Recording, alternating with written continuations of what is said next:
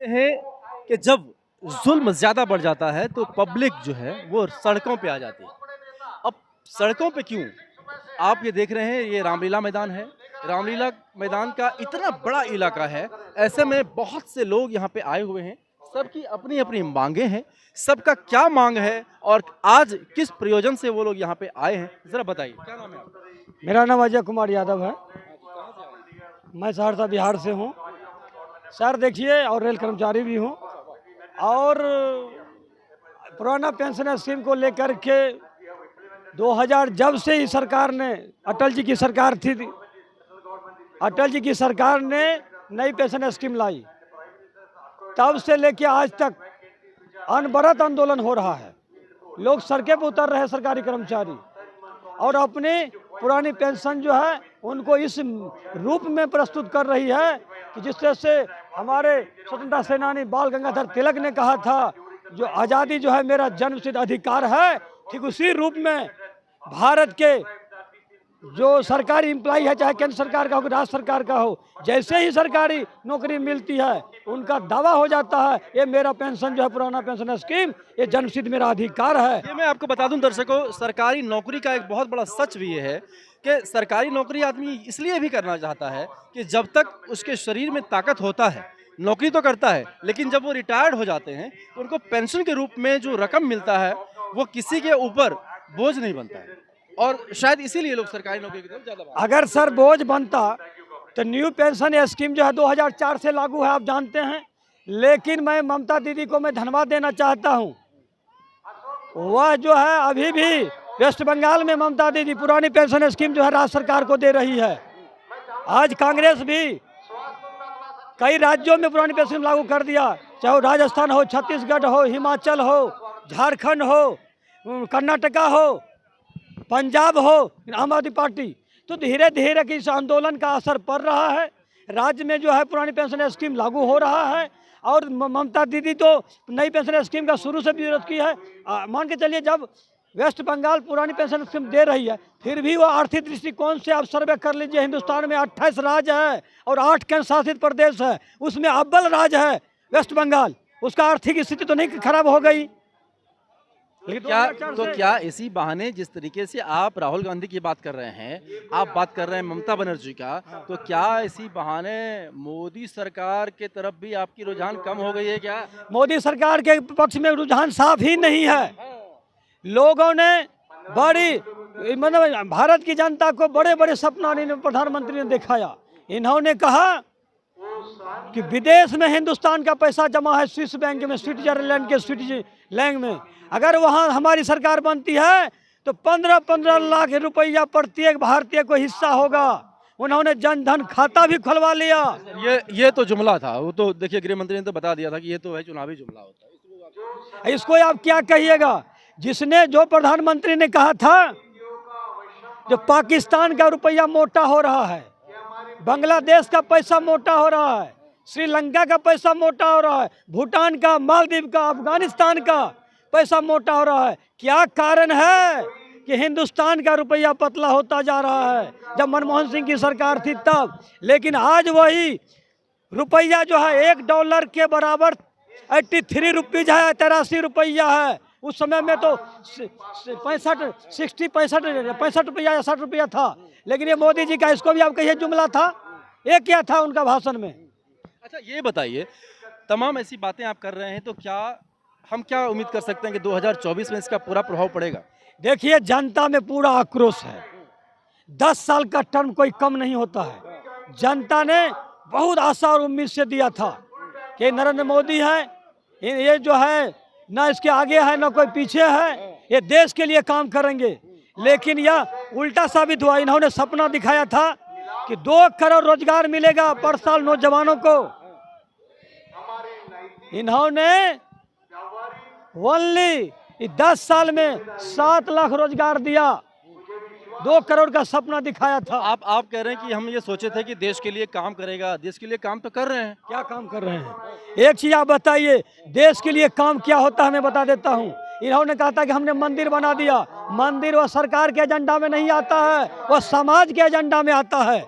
और समाज ने सुप्रीम कोर्ट में लड़ के दोनों पक्ष के लोगों ने सुप्रीम कोर्ट ने जो जजमेंट दिया पूरे सर्वसम्मति से हिंदुस्तान के तमाम लोगों ने उसको माना और आपसी भाईचारा मंचन हरियाली खुशहाली के माहौल में मंदिर भी बनाया और मस्जिद के लिए भी 5 एकड़ जमीन दिया।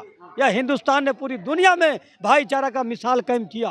भाईचारा का मिसाल तो कायम हो गया, लेकिन अब ऐसे में 2024 जो नज़दीक है वही भाईचारा की मिसाल को फिर से कायम करना है, ऐसा मोदी जी का कहना है। मोदी जी भाईचारा मिसाल कायम नहीं कर रहे हैं, वे तो भाईचारा खत्म कर रहे हैं।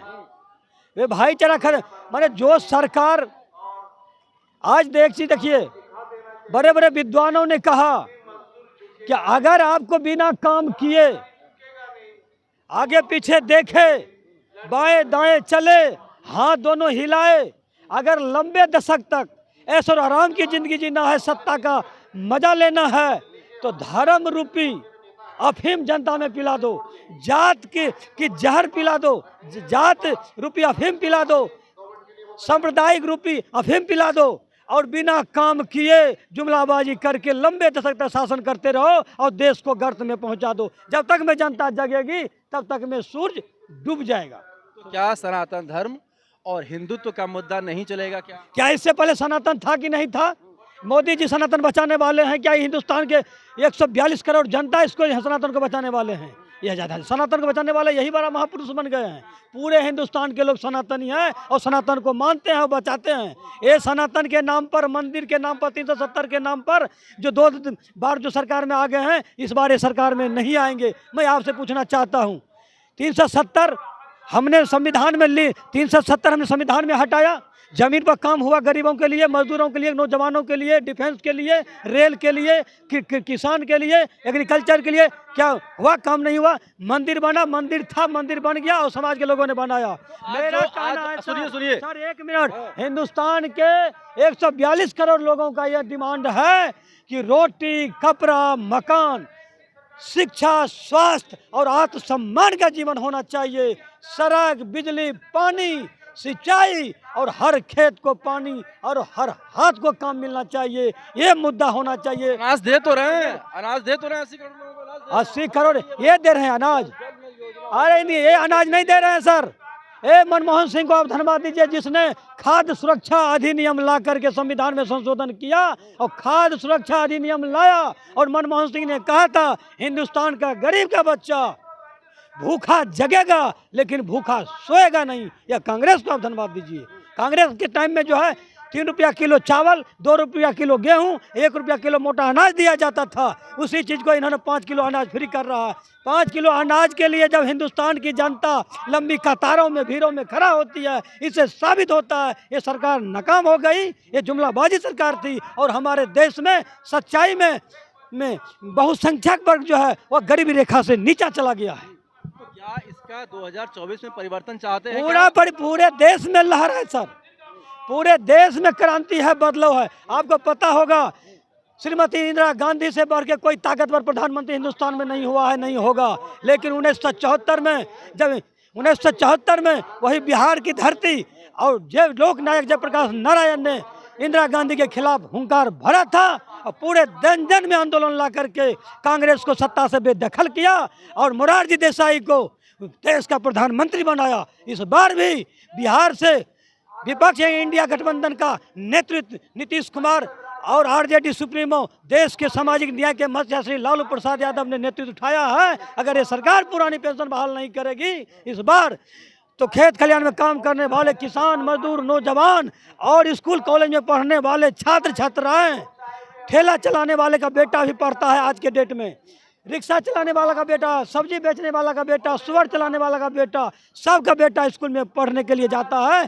ताकि मैं सरकारी एम्प्लॉय बनूं, देश का सेवा करूं, डिफेंस में जाऊं और जवानी में तो करूंगा ही, बुढ़ापा में भी सहारा मिलेगा। सबों का ब्याज है, पुराना पेंशन दो और नया पेंशन हटाओ। अगर नया पेंशन सही है, बढ़िया है तो पहले राष्ट्रपति, उपराष्ट्रपति, प्रधानमंत्री, मंत्री, संतरी, विधायक, सांसद, लोकसभा अध्यक्ष, राज्यसभा अध्यक्ष, राज्यसभा सांसद और पूरे देश के जो है विधानसभा के जो विधान परिषद के जो नेता लोग हैं जो पेंशन एक बार जीतते हैं, जितने बार जीतते हैं, लाखों की संख्या में पेंशन लेते हैं और उनका बाल बच्चा बीवी बच्चा इस मौज की जिंदगी जीते हैं। लेकिन हम कर्मचारी चिलचिलाती धूप में 50 डिग्री के टेम्परेचर में काम करने वाले हिंदुस्तान के सरकारी कर्मचारी, अब कड़ाके की ठंड आ रही है, हवा चलेगी, सुई चुभाने वाली हवा शरीर को छेदेगा, फिर भी हिंदुस्तान का मजदूर, सरकारी मजदूर हो या प्राइवेट मजदूर हो, जो देश को बनाता है, देश को मजबूत करता है, वो काम करेंगे। आप गर्मी के टाइम में आप देखेंगे 50 डिग्री का टेम्परेचर में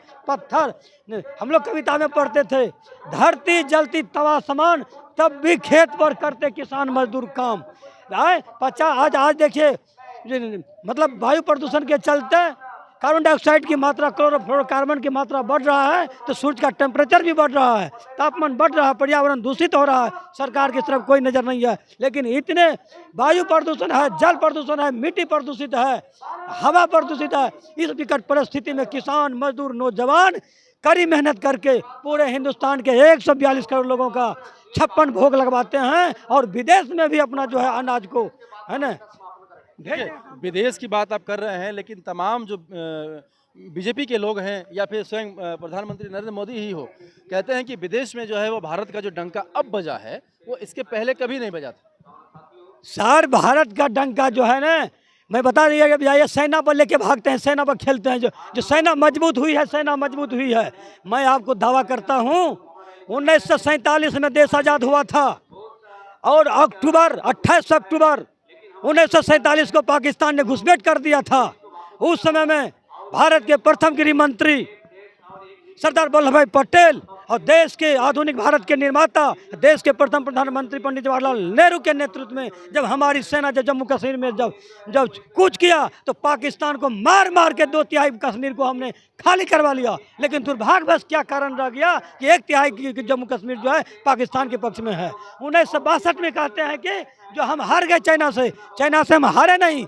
1962 की लड़ाई में चाइना को कई बार हमने शिकस्त दिया, लाखों लाख की संख्या में चाइनीज सैनिक को मार के हमने गिराया। हम आसानी से हारे नहीं, हमने हरा के कई बार चाइना को शिकस्त दे करके तब लास्ट में हम हारे हैं, लास्ट में ऑक्साइड चिन लिया है।